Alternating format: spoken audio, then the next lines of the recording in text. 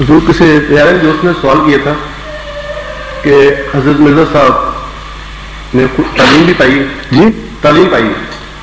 ہاں اور سروس بھی کی تھی انہوں نے, نوکری کی. پھر کس کی کی؟ جی کس کی سروس کی؟ ملازمت کر رہے, ملازمت کرتے رہے. ہاں ٹھیک ہے, بالکل ٹھیک ہے. تو کہتے ہیں کہ ہمارے جو نبی جتنے بھی گزرے کسی نے ملازمت نہیں کی. مسیح یا نبی؟ جی کسی نے نہیں کی, کسی نے ملازمت نہیں کی. اور نہ ہی کسی نے تعلیم حاصل کی ہے, کسی انسان سے تعلیم. یہ انہوں نے اس کی سند کیا ہے ان کے پاس؟ کبھی پوچھا آپ نے کیا دلیل ہے؟ قرآن کریم میں دیکھیں, قرآن کریم یا الہی کتب سے جب تک کوئی اپنی دلیل کے حق میں ثبوت مہیا نہ کرے اس کے اعتراض کو قبول ہی نہیں کرنا چاہیے. اس بنیادی اصول کو پہلے سمجھ لیں. آپ بہت ساری مصیبتوں سے بچ جائیں گے ہمیشہ کے لیے. قرآن کریم نے یہ طریق خود سکھایا ہے, ہاتھوں برہانہ. یعنی ہر اعتراض رتب و یابس آدمی اٹھ کے جواب دینے لگ جائے تو آپ تو نپٹ ہی نہیں سکتے ان مصیبتوں سے. اصولی بات قرآن نے سکھا دی. قرآن کے لفظوں میں کہیں ہاتھوں برہانہ کم, تو جو یہ دعویٰ کر رہا ہے اس کی دلیل لاؤ. انہوں نے کہا جی کہ اگر آپ ثابت کر دیں کہ نہیں, جو دعویٰ کرتا ہے وہ اعتراض کرتا ہے وہ تو ثابت کرے پہلے اپنی بات کو. میں ثابت کروں گا وہ الگ بات ہے. پہلے آپ کو میں اصول بتا رہا ہوں کہ جس شخص نے یہ دو دعوے کیے, اس نے ایک یہ کہ کوئی نبی عام دنیا کا علم پڑھ لکھ نہیں سکتا, یہ دعویٰ کیا نا اس نے. جی. دوسرا یہ کہ کوئی نبی کسی کی نوکری نہیں کر سکتا. دو دعوے کیے. جی دو دعوے کیے. ان کا ثبوت مانگا آپ نے ان سے؟ میں نے کہا تھا کہ حضور نے خود فرمایا کہ آپ نے جو کچھ کہا ہوگا الگ بات ہے. آپ نے ثبوت مانگا کہ نہیں؟ صرف مجھے یہ جواب دیں. نہیں ثبوت نہیں نا مانگا.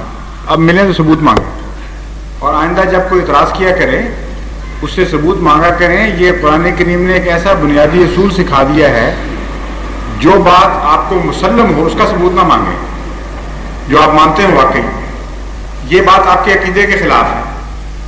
اس لیے جب اس نے کہا ہے تو اس سے پہلے پوچھے تو صحیح کہ اس کی دلیل کیا ہے. ہم تو مانتے ہی نہیں اس بات کو.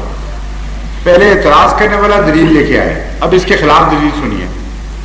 حضرت یوسف کو نبی مانتا ہے کہ نہیں؟ وہ مانتا ہے. جی. وہ فرعون کے نوکر تھے کہ نہیں؟ جی. فرعون کے نوکر ہوئے تھے کہ نہیں؟ یہ نہیں پتا آپ کو؟ کہہ کے نوکری مانگی تھی کہ مجھے تم خزینے اور خزانے کا وزیر بنا دو. یوسف کا انہیں کی بات کر رہے ہیں.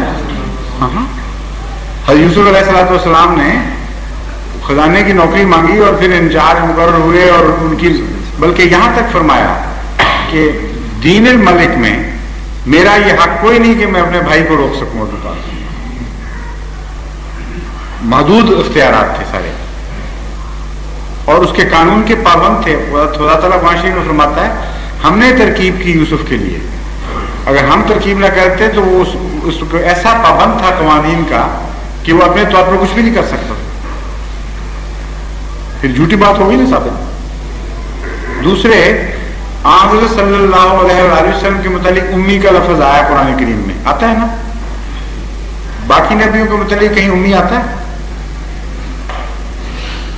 بتائیں کسی نبی کے متعلق نبی امی کا لفظ سنا ہے آپ نے کبھی؟ اس سے آپ نے پوچھا کیوں نہیں؟ یہ کہ ایک طرف تو فخر کرتے ہو کہ نبی امی صرف حضرت محمد مصطفیٰ صلی اللہ علیہ وسلم ہے, دوسری طرف اس شان میں سارے نبیوں کو ساتھ ملا رہے ہو بغیر دلیل کے. اگر سارے ہی امی تھے تو پھر رسول اللہ صلی اللہ علیہ وسلم کی کیا شان ہوئی کہ صرف یہی امی ہے؟ پھر تو سارے امی بن گئے. اس لیے دونوں اعتراض اس کے غلط ہیں. ان کا دعویٰ کو سوائے نہ صرف یہ کہ اس کے پاس کوئی دلیل نہیں, بلکہ اس کے برعکس ہمارے پاس دلیل ہے.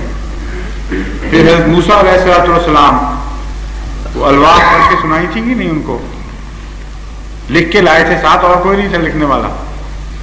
اس الہام کو حضرت موسیٰ نے خود ہی لکھا تھا تختیوں کے اوپر. اور اسی طرح دوسرے انبیاء جو ہیں قرآن کریم کے, اللہ تعالیٰ فرماتا ہے کہ وہ تورات سے حکم لیتے ہیں, تورات پڑھتے تھے, لوگوں کو سناتے تھے, اس سے سبق لیتے تھے, وہ کسے سیکھا تھا پھر انہوں نے لکھنا پڑھنا؟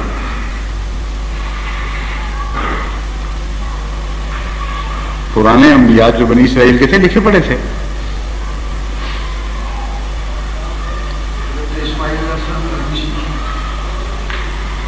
قرآن کریم میں تو نہیں ہے یہ.